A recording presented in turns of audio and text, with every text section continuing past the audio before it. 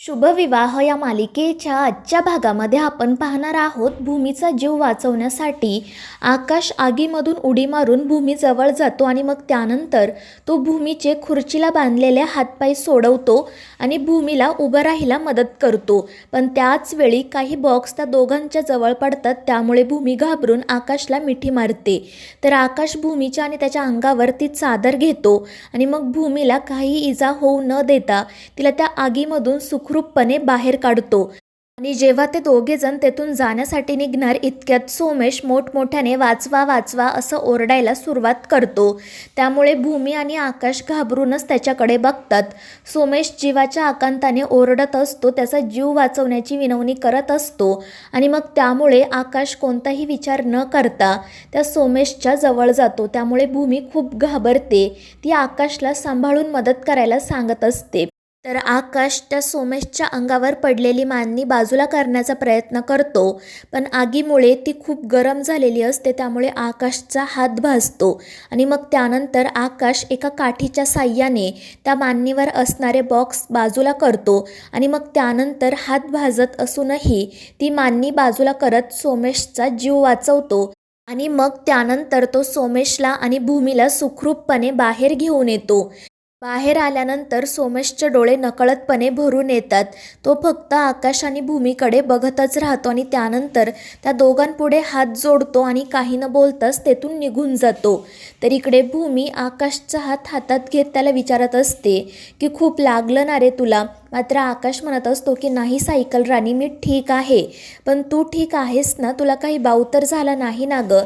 आणि मग तो भूमीला काही लागलं तर नाही ना ते चेक करतो. तर भूमी रडतच आकाशकडे बघत असते आणि मग ती आकाशला मिठी मारते. आकाश तिला समजावत शांत करण्याचा प्रयत्न करत असतो, पण भूमी खूप घाबरलेली असते. ती आकाशला म्हणते की आज वाढदिवसाच्या दिवशी तुझ्यामुळे माझा पुनर्जन्म झाला आहे. यापुढचं माझं सगळं आयुष्य फक्त तुझं असेल. आणि मग त्यानंतर आकाश तिला विचारतो की सायकल राणी, एवढी मोठी आग नक्की कशी लागली? त्यावर भूमी त्याला घडलेला सगळा प्रकार सांगताना म्हणते की आकाश, जर तू वेळेवर इथे आला नसता तर माझं काय झालं असतं रे? आज तू होता म्हणून मी वाचले. आणि मग त्यानंतर ती आकाशला विचारते, तू कायम माझ्यासोबत असाच राहशील ना? जर तू माझ्यासोबत नसशील तर मी खरंच जगू शकणार नाही. त्यावर आकाश म्हणतो की सायकल राणी, मी कायम तुझ्यासोबतच आहे.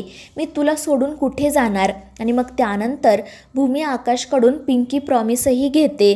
त्यामुळे आकाश खूपच खुश होतो. मग भूमी आकाशला विचारते की तू इथे अचानक कसा काय आला होता पण? त्यावर आकाश सांगतो की सायकल राणी, मी तुला म्हणालो होतो ना की मी आज तुला दिवसभर खूप सारे सरप्राइजेस देणार आहे. हे माझं शेवटचं सरप्राईज होतं असं समज. आणि त्यावर भूमी हसून हो म्हणते आणि मग ते दोघेजण घरी जाण्यासाठी निघतात. त्यानंतर दुसऱ्या दिवशी सकाळी भूमी आकाशला रुमाल घेतला आहे की नाही ते विचारत असते. आकाश म्हणतो की सायकल राणी, रुमाल कुठे आहे मला माहीत नाही, तूच दे. आणि मग भूमी कपाटामधून त्याला रुमाल देते. तर आकाश तिला केसांना लावण्यासाठी 2 क्लिप्स देतो.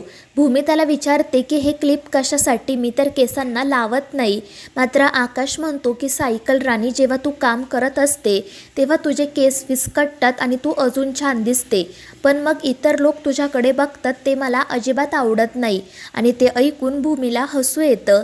ती म्हणते की आकाश, कसा आहेस ना रे तू? त्यावर आकाश म्हणतो की असाच आहे मी, आणि मी तुला असाच आवडतो ना? त्यावर भूमीसुद्धा हो म्हणते. तर आकाश तिला केसांना ते क्लिप लावायला सांगतो आणि मग त्यानंतर ते दोघेजण ऑफिसला जाण्यासाठी निघतात. पण त्याआधी भूमी आकाशला विचारते की तू नक्की कोणता डबा घेतलाय बघू मला. आणि मग त्यानंतर आकाश तिला त्याची टिफिन बॅग दाखवतो. तर त्यामध्ये तोच डबा असतो जो आकाशला उघडता येत नसतो. त्यामुळे भूमी तो डबा चेंज करते. तर आकाश तिला सांगत असतो की सायकल राणी, काल मला डबा उघडताच आला नव्हता म्हणून मग मी पोळी पाण्यासोबत खाल्ली. आणि ते ऐकून भूमी आकाशच्या हाताला मारत म्हणते की कोणी पोळी पाण्यासोबत खातं का? त्यावर आकाश म्हणतो की हे सायकल राणी, नवऱ्याचे लाड करायचे असतात, त्याला असं मारायचं नसतं. आणि त्यावर भूमी त्याचे गाल ओढत म्हणते, हो ना, आला मोठा लाड करून घेणारा. आणि मग त्यानंतर ते आकाशला सांगते की चल पटकन आपण ऑफिसला जाऊ. नाहीतर ते मुकादम काका तुला ओरडतील. तर आकाश म्हणतो, नाही सायकल राणी, उलट ते तर माझे खूप लाड करतात. आणि ते ऐकून भूमीला आनंद होतो. आणि मग ते दोघेजण घरातून बाहेर पडणार इतक्यात अक्का त्या ठिकाणी येते. ती रागातच आकाश आणि भूमीकडे बघत असते. ती आकाश भूमीला विचारते की एवढे नटून थटून कुठे चाललात तुम्ही. आणि त्यावर आकाश हसतच तिला विचारतो की अक्का, नटून थटून म्हणजे काय. मात्र अक्का त्याच्यावर ओरडते आणि म्हणते की तू मध्ये मध्ये बोलू नको, मी हिच्याशी बोलतेय ना. आणि त्यामुळे आकाश घाबरून गप्प बसतो. तर भूमी अक्काला काय झालं आहे ते विचारते. त्यावर अक्का म्हणते की तुम्ही दोघेजण एकमेकांच्या प्रेमामध्ये एवढे बुडालेले असता की आजूबाजूला काय घडतं याची तुम्हाला थोडीसुद्धा जाणीव नसते, कशाचंच भान राहत नाही तुम्हाला. आणि अक्काचं ते बोलणं ऐकून आकाश आणि भूमी घाबरूनच एकमेकांकडे बघतात. नक्की काय घडले हे त्या दोघांनाही कळत नाही. तर अक्का त्यांना म्हणते की ताबडतोब माझ्या खोलीत चला, तुमच्याकडून जी चूक झाली आहे त्याची शिक्षा तुम्हाला द्यायची आहे. आणि अक्काचं ते बोलणं ऐकून आकाश भूमी खूपच घाबरतात. ते अक्काला नक्की काय झालं आहे ते विचारण्याचा प्रयत्न करत असतात, पण अक्का काही सांगत नाही. आणि मग त्यानंतर ते दोघे नाईलाजाने अक्काच्या पाठोपाठ तिच्या खोलीकडे जाण्यासाठी निघतात. तर दुष्यंत लपून हे सगळं ऐकत असतो आणि तो मनाशी म्हणतो की ही अक्का खूप तिरसट बाई आहे. जर हिच्या डोक्यात काही आलं ना तर ही आकाश भूमीला घराबाहेर काढेल आणि मग माझ्या भूमीला मिळवण्याचं माझं स्वप्न धुळीस मिळेल.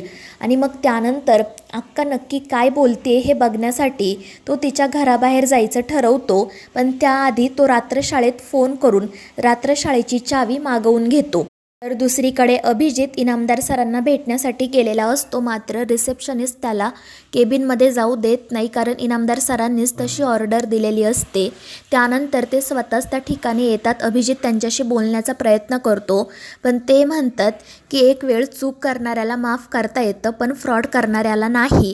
जर आमच्या एका कर्मचाऱ्याने वेळेत तुमची चोरी पकडली नसती तर आमच्या कंपनीचं नाव बदनामच झालं असतं.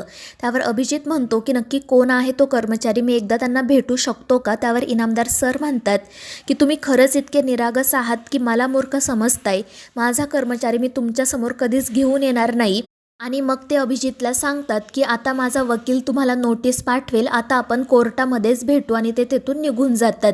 आणि त्याच वेळी त्या ऑफिसचा एक एम्प्लॉई तेथे असणाऱ्या रिसेप्शनिस्टला एक फाईल देतो. त्या फाईलमध्ये ऑफिस नवीनच जॉईन करणाऱ्या लोकांची यादी असते. तर अभिजित त्या रिसेप्शनिस्टला म्हणतो की तुझा जेवढा पगार आहे त्याच्यात 10 पट जास्त मी तुला आत्ता कॅश देतो, पण ही फाईल मला दाखव.